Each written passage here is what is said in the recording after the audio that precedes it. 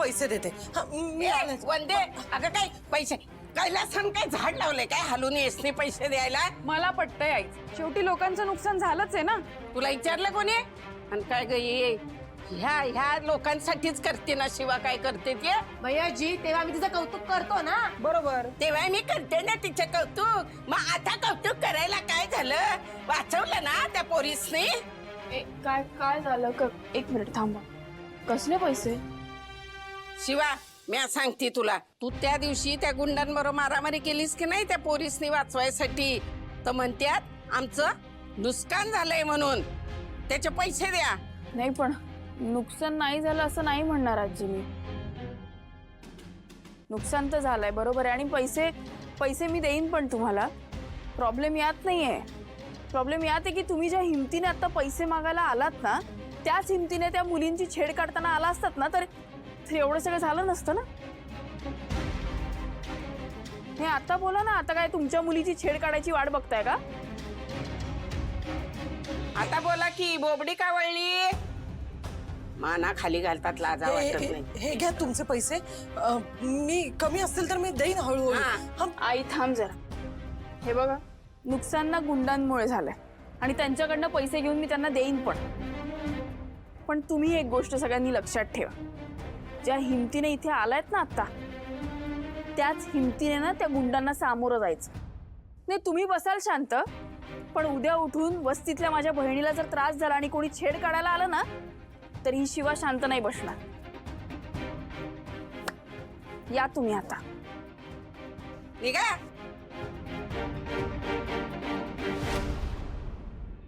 ही काय करते ही? तुम्ही काय केलं? तुम्ही आलात ना भाऊंचा निरोप घेऊन घरी, मी येऊ का?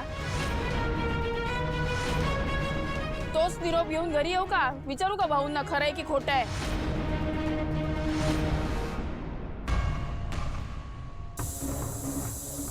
तू निघाली हवा सगळ्याची. शिवा तू ना. तू चूप बस. तुम्हाला आधीच मी सांगितलंय माझ्या नादी लागायचं नाही. मी जर तुमच्या आडवी आले ना, तर तुम्हाला महागात पडेल. आणि मी काही राडा नको म्हणून गप्प बसते. याचा अर्थ असा नाही की मी शांत आहे. मी ना शेवटचं सांगते, या पुढे असं काही केलं ना, तर तुम्हा दोघांची घरी येऊन हवा काढी ना, लक्षात ठेवा.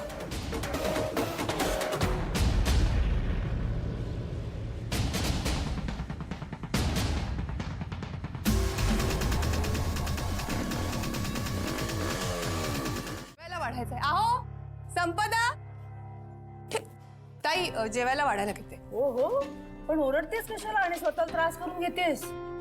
अगं मग सांगून कोणी ऐकणार आहे का? आपण फक्त ओरडायचं. ज्याला जे हवंय ते करणारच. कळतंय ना काय म्हणायचंय तुला? भाऊ बरं झालं तुम्ही आलात. मी जेवण वाढायला घेते. चला एक मिनिट. जेवायच्या आधी मला तुमच्या सगळ्यांचीच एक गोष्ट बोलायची.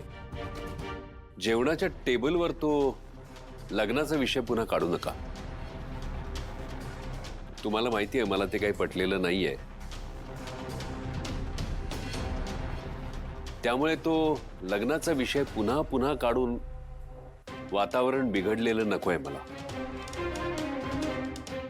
ठीक आहे, नाही काढत विषय. पण मला एक सांगा, आशूने जर या लग्नाला होकार दिला तर तुम्ही काय कराल? काकू, तुला जर एवढा कॉन्फिडन्स असेल ना, तर आम्हा सगळ्यांना पण कॉन्फिडन्स आहे. डंबो लग्नाला होकार नाही देणार. संपदा तू लहान आहेस, ह्या सगळ्यात पडू नकोस. ठीक आहे गौरमिला, ठीक आहे. पण जर आशूने होकार दिला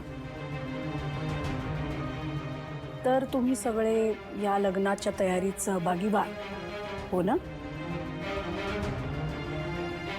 काय उर्मिला? जर ते दोघंच या नात्याला तयार असतील तरीही तुम्ही हरकत घेणार आहात का?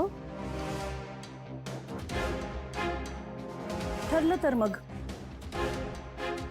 जर आशूने या लग्नाला होकार दिला तर तुम्ही सगळेजण या लग्नाच्या तयारीत सहभागी व्हाल. चला जेवायला जाऊया.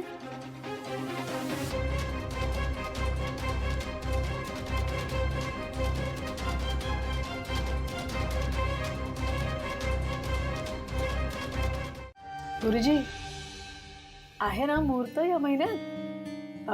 मुलीच्या पत्रिकेनुसार याच महिन्यात व्हायला हवं लग्न म्हणाला होतात तुम्ही. बघा ताई, ह्या महिन्यात फक्त एकादशीचा मुहूर्त चांगला दिसतोय. एकादशी म्हणजे 2 आठवड्यातच. हा, हो, गुरुजी महिन्याच्या शेवटला मुहूर्त असेल तरी चालेल, म्हणजे तयारीला थोडा वेळ मिळेल ना. ह्या महिन्यात नाही ना, तर मग एकदम मार्च महिन्यातच मुहूर्त आहे. सुजाता, अगं तू काळजी कशाला करतेस? आपण सगळे एकत्र मिळून करूया ना. हं? हे बघ, आशू जसा माझा मुलगा आहे तसं नेहाही आमचीच आहे. एकत्र मिळून केलं ना की होईल बरोबर सगळं. चांगला मुहूर्त नको घालवायला त्यासाठी. हो मावशी, आईचं बरोबर आहे. लवकर सगळं करून मोकळे होऊयात ना. गुरुजी, ही तारीख काढून ठेवा आमच्यासाठी. दुसरं कोणतंही लग्न घेऊ नका. हो हो, मी लग्नासाठी जी साहित्य लागतं ना त्याची यादी पाठवतो, तेवढं तुम्ही आणून ठेवा. ठीक आहे? हो येऊ मी? हो, या.